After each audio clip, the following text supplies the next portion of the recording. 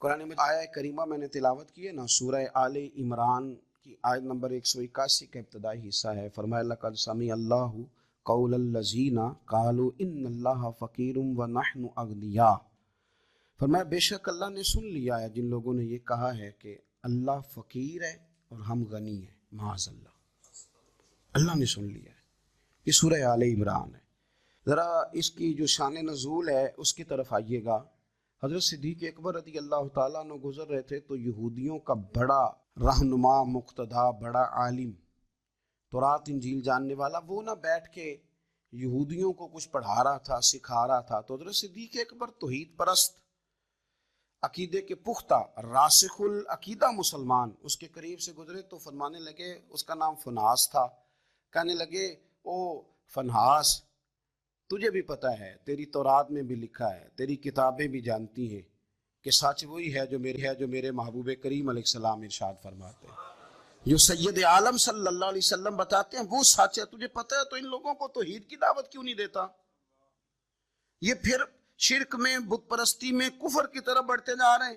ان کو پیغام توحید دے، یہ اللہ تبارک و تعالیٰ کی عبادت کریں، اس مالک کی جس نے میرے نبی پاک کو اپنا رسول بنا کے بھیجا، اس طرف ان کی رغبت دے۔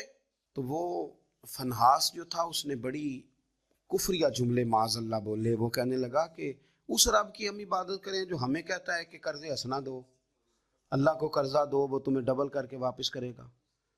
صدقات اور زکوٰۃ کا معاذ اللہ اس نے مذاق اڑایا، کہنے لگا اللہ ہم سے کہتا ہے میری راہ میں خرچ کرو، معاذ اللہ استغفر اللہ۔ کہنے لگا اس کا معنی تو یہ ہوا نا کہ ہم غنی ہیں اور اللہ فقیر ہے۔ ہر سوال کے جواب میں دلیل نہیں ہوتی، کچھ لوگ جو ہوتے ہیں ان کا علاج کچھ اور بھی ہوتا ہے۔ جب اس نے رب کی شان کے بارے میں یہ بات کی نا تو حضرت صدیق اکبر نے پھر ایک زور کا تماچا اس کے منہ پہ مارا، ایک تھپڑ مارا، ایک سیٹ تے پکڑا کوار گندہ لذی اور بھی بوٹیاں جاننے، ایک لگائی زور سے اس کے منہ پہ، اور جب وہ دھڑام سے گرا نا، یہ دیکھیں نا تھوڑے دن پہلے یہ ہمارے جنوبی پنجاب میں کیا تماشا لگا ہے، قبر کے گرد لوگ گھوم رہے اور کہہ رہے ہیں لبیک اللہم لبیک۔ کیا ہمیں غصہ نہیں آتا ان چیزوں پہ؟ ہمیں جلال نہیں آتا؟ اس طرح اسلامی شاعر کا مذاق اڑایا جائے گا؟ شرم نہیں آتی ان لوگوں کو؟ عقیدہ توحید کے معاملے میں ہمیں غیرت مند ہونا چاہیے۔ میرے رسول کریم صلی اللہ تعالیٰ علیہ وسلم نے ہر گلی ہر چوک میں یہ نعرہ لگایا کہ لا الہ الا اللہ۔ حضور نے پیغام توحید دیا ہے، ہمیں شکن تک نہیں آتی، جو مرضی قوال بک جائے، جو مرضی وہ کفر کہہ جائے، کوئی پوچھنے والا نہیں، جو جس طرح کا مرضی کو شعر پڑھ کے گزر جائے، کوئی طبیعت نہیں، کوئی نہیں پوچھنے والا کہ آپ کہاں کھڑے ہیں، آپ نے کیا کہہ دیا ہے۔ حضرت صدیق اکبر نے تھپڑ مارا۔ اب وہ چونکہ ان کا بڑا مقتدا تھا، پیشوا تھا، وہ حضور سید عالم صلی اللہ علیہ وسلم کی بارگاہ میں آیا اور وہ سارے لوگ آئے، نے آ کے کہا جی ابو بکر نے تھپڑ مارا ہے۔ تو نبی کریم صلی اللہ علیہ وسلم نے فرمایا بلائیے ابو بکر صدیق کو۔ حاضر بارگاہ ہوئے، آپ نے تھپڑ مارا ہے؟ کہا حضور مارا ہے، بالکل مارا ہے۔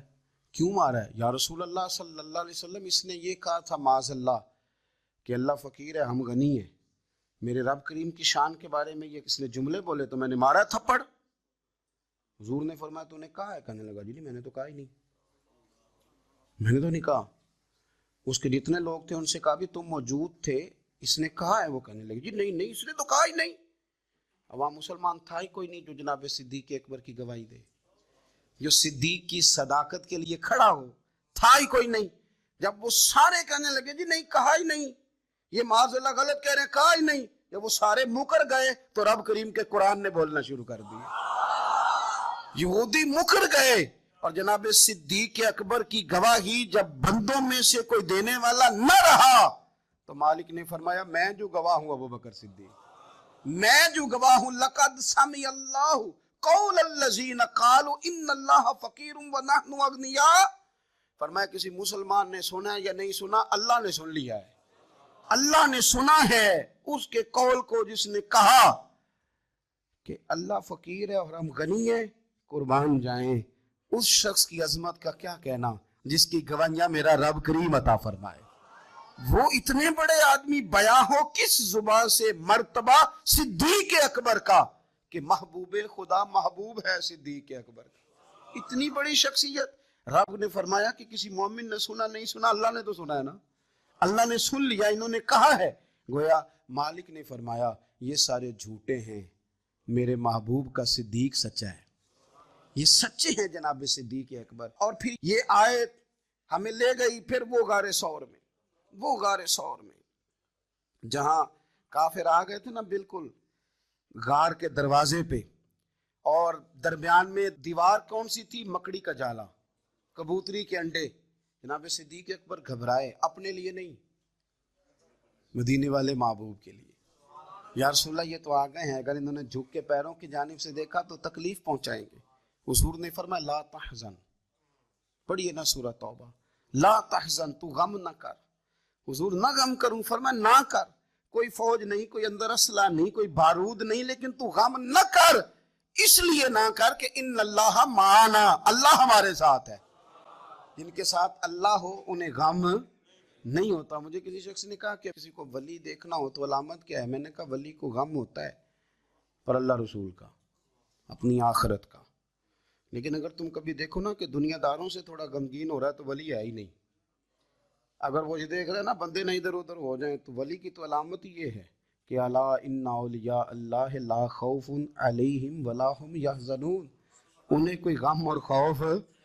تو یہ تو قرآن نے بیان کیا ہے کہ وہ خوف زدہ کرے جس نے جو کرنا ہے, وہ خوف زدہ کیوں کہ اولیاء اللہ, اللہ کے دوست ہیں. اللہ کا دوست بندوں کا غم رکھتا نہیں. حضرت صدیق اکبر رضی اللہ تعالیٰ عنہ وہ ہستی ہیں کہ جن کی گواہیاں میرا رب کریم ارشاد فرماتا ہے. پھر آپ غور کریں اس بات پر, یہاں سے جو بات ثابت ہوتی ہے وہ یہ ہے کہ سچ بول دیں, سچے بن جائیں, سچ کے لیے کھڑے ہو جائیں. بندہ کوئی مدد کے لیے آئے نہ آئے, رب ضرور مدد فرمائے گا, وہ اپنے کرم سے مددگار بنے گا. سچ کے لیے کھڑے ہو. آپ نے زندگی میں یہ نہیں دیکھنا کہ آپ کے پیچھے لوگ کتنے چل رہے ہیں, دیکھنا یہ ہے کہ ہم جس رستے پہ ہیں وہ رستہ سچے لوگوں کا ہے, وہ انداز ٹھیک ہے, ہماری سوچوں نے جو زاویہ بنایا وہ سچ والا ہے, وہ اخلاص والا ہے. اگر آپ للہیت والے ہیں تو چلتے رہیں چلتے رہیں چلتے رہیں. گھوڑا جب دوڑتا ہے نا تو کبھی کبھی جھاڑیاں بھی اس کے پیروں پہ آئی جاتی ہیں, لیکن شرط یہ ہے کہ وہ دوڑتا رہے, منزل اس کی ٹھیک ہو, دوڑتا رہے. وہ اگر جھاڑیاں کبھی پیروں کو لگ جائیں گی تو پھر اتر بھی جائیں گی, لیکن اس کا کام یہ ہے کہ وہ دوڑے, چلتے رہیں اور حق کو نہ چھوڑے.